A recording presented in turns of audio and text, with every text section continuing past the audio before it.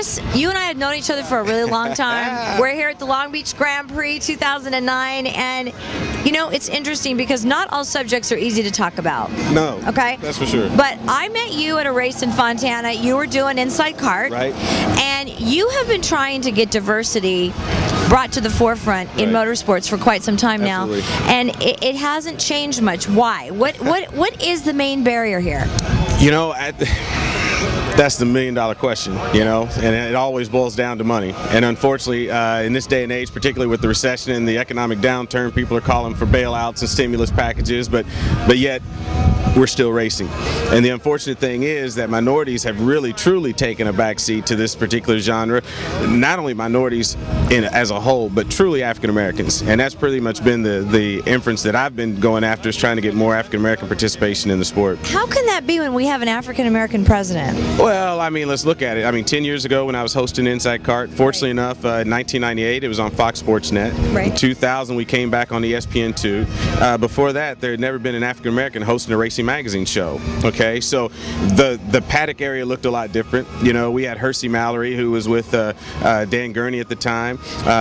You know, Stretch, Gerald Baker was also with Dan Gurney. We had several people, Randy Gibson, you know, several minorities, African Americans in particular, along pit lane. John Buckley was associated with Firestone.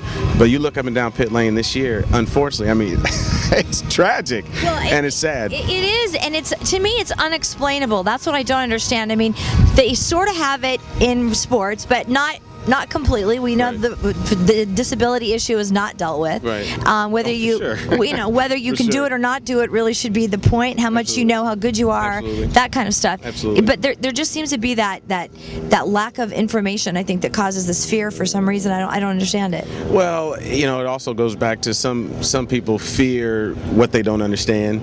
And I mean, in your case, for example, I would almost say that, I mean, we've known each other for what, 10, 11 years, you know, and your chair is not an issue. I mean, that is your mobility. That's your mobility. That's how I get around. But yet, and still, you do your job, whether it's with any other television program, but yet you can't find a network job, and I find that absolutely atrocious. So the bottom line is we need to educate folks on the fact that no matter what your mode of transportation of getting to and from is, you still, at the end of the day, do your job.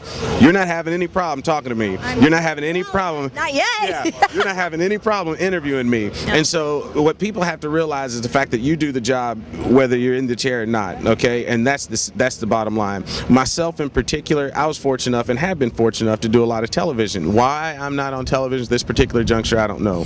But not only television, but specifically in motorsports, you interviewed Paul Newman. You were at Michael Andretti's house. Yeah. I mean, these guys don't care what your skin color is. They like you as a person, as I do, and that doesn't make a difference. Yeah, I mean, again, I've had some great opportunities that people don't really truly understand. I mean, to sit down and interview Paul Newman like we did.